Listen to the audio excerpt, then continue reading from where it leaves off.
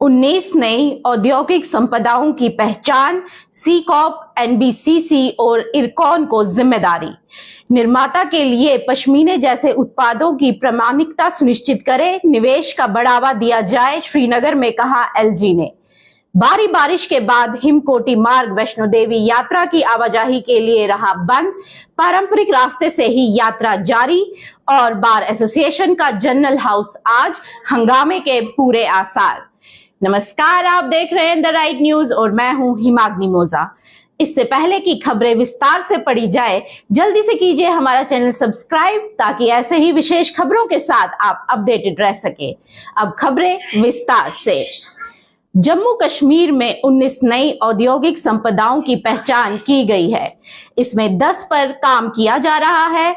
इन संपदाओं के विकास की जिम्मेदारी सीकॉप, एनबीसीसी और इरकॉन को सौंपी गई है। जम्मू संभाग में औद्योगिक संपदा शहर लंगेट कठुआ में सबसे अधिक 761 कैनाल अलॉट कर दी गई है, जबकि 900 कैनाल भूमि की मांग की गई थी। इरॉक द्वारा तैयार की जा रही इस संपदा में 1141 करोड़ रुपए का निवेश आएगा। इसमें 22 निवेशकों को भूमि अलॉट की गई है। कई बड़ी औद्योगिक संपदाओं में अधिकांश इकाइयों में 2024 और 2025 से उत्पादन शुरू होने की उम्मीद है। औद्योगिक संपदा रखराड़ा सांबा में 5 निवेशकों को 60 कैनाल की भूमि अलॉट की गई है। इसमें 36.17 करोड़ रुपए का निवेश हो रहा है। गौरतलब है कि इस संपदा का सीकॉप विकास कर रहा है। इसी तरह औद्योगिक संपदा करथोली बड़ी ब्राह्मणा सांबा में 3,56,000 करोड़ रुपए के निवेश के लिए 12 निवेशकों को 131 कनाल भूमि अलॉट की गई है। इस संपदा का भी सीकॉप द्वारा विकास करवाया जा रहा है। एनबीसीसी की ओर से विकसित की जा रही औद्योगिक संपदा सुंगल अखनूर में 33.27 करोड़ के निवेश में 22 निवेशकों को 72 कनाल की भूमि अलॉट की गई है। इसी तरह औद्योगिक संपदा गुरजगीर अखनूर में 32 करोड़ रुपए के निवेश में 17 निवेशकों को 67 कनाल भूमि अलॉट की गई है। इसके अलावा औद्योगिक संपदा गांव डेली जम्मू, चांदगाम पुलवामा, मुदोरा त्राल पुलवामा, हरीपोरी गांव त्राल पुलवामा, बांदीपोरा बडगाम, अलीगोरीपोरा कंगन, कोहलिस्तान कोहली सफापोरा गांदरबल, बरसो गांदरबल, चेकपोरा बडगाम, गौरी हाकर हंडवाड़ा, कुलदाबी, बेरीपटन राजौरी, राजपुरा कमली किला दरहाल राजौरी और पंपोर पर काम किया जा रहा है। इसमें भी करोड़ों रुपए का निवेश आ रहा है। रुक करें आज की अगली खबर की ओर तो उपराज्यपाल मनोज सिन्हा ने औद्योगिक निवेश की स्थिति की समीक्षा करने और फास्ट ट्रैक मोड में निवेश को बढ़ावा देने की रणनीतियों पर चर्चा करने के लिए वरिष्ठ अधिकारियों के साथ उच्च स्तरीय बैठक की। उपराज्यपाल को विभिन्न क्षेत्रों में निवेश, भूमि आवंटन की स्थिति, नई औद्योगिक संपदा विभाग द्वारा फास्ट ट्रैक ग्राउंडिंग निवेश, नीतिगत पहल, युवाओं के बीच विशेष रूप से प्रौद्योगिक अधिकरण और स्केलबद्ध स्टार्टअप और उपलब्धियों के बीच स्टार्टअप को बढ़ावा देने के बारे में जानकारी दी गई। उन्होंने रेखांकित किया कि 2023 समग्र कृषि विकास योजना यानी HADP द्वारा संचालित कृषि औद्योगिक क्रांति का वर्ष होगा और कृषि और संबद्ध क्षेत्र में उत्पादन में वृद्धि होगी, जो कृषि उद्योगों को व्यापक अवसर प्रदान करेंगे। उन्होंने अधिकारियों को निर्देश दिया कि यूटी के ग्रामीण क्षेत्रों में तेजी से आर्थिक विकास प्रवाह सुनिश्चित करने के लिए नए कोल्ड स्टोरेज, कोल्ड चेन की क्षमता व दोहन किया जाना चाहिए। बुनियादी ढांचे को और अधिक बढ़ाने के लिए उपराज्यपाल ने अधिकारियों को कंटेनर डिपो, खाद्य प्रसंस्करण इकाइयों में अधिक निजी निवेश पर जोर देने का निर्देश दिया।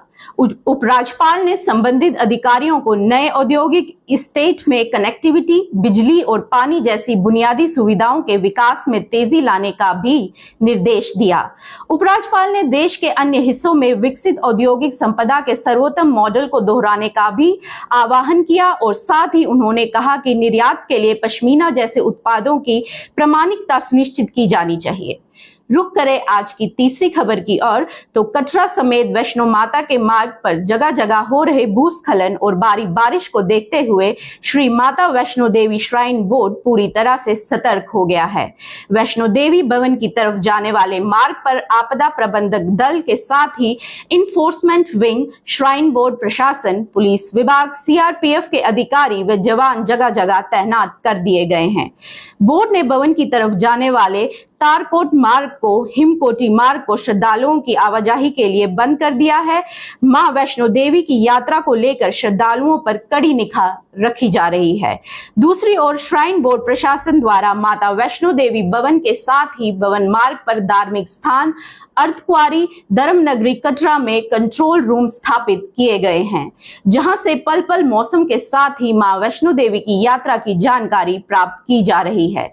श्री माता वैष्णो देवी श्राइन बोर्ड ने श्रद्धालुओं के लिए एडवाइजरी जारी की है कि वे खराब मौसम तथा लगातार हो रही बारिश के चलते यात्रा आरंभ करने से पहले सूचना केंद्रों के साथ ही कंट्रोल रूम से पूरी जानकारी प्राप्त करें, उसके बाद ही वैष्णो देवी की यात्रा जारी रखें।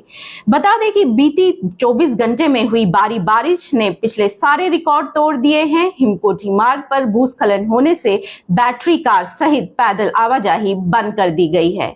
रुक करें आज की आखिरी खबर की ओर। तो Jammu high court bar association की 20 जुलाई यानी कि आज बैठक होगी। इसमें हंगामा होने के आसार हैं। हाई कोर्ट को जानीपुर से रैका शिफ्ट होने को लेकर गहन मंथन होगा।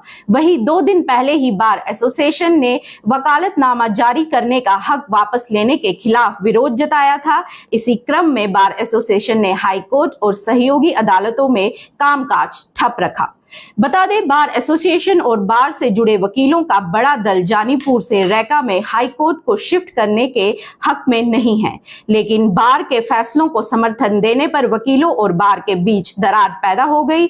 जनरल हाउस की मांग को लेकर प्रदर्शन होने लगे। मामला शांत करने के लिए बार एसोसिएशन ने जनरल हाउस में बैठक बुलाने का फैसला किया। ये थी आज की कुछ विशेष खबरें।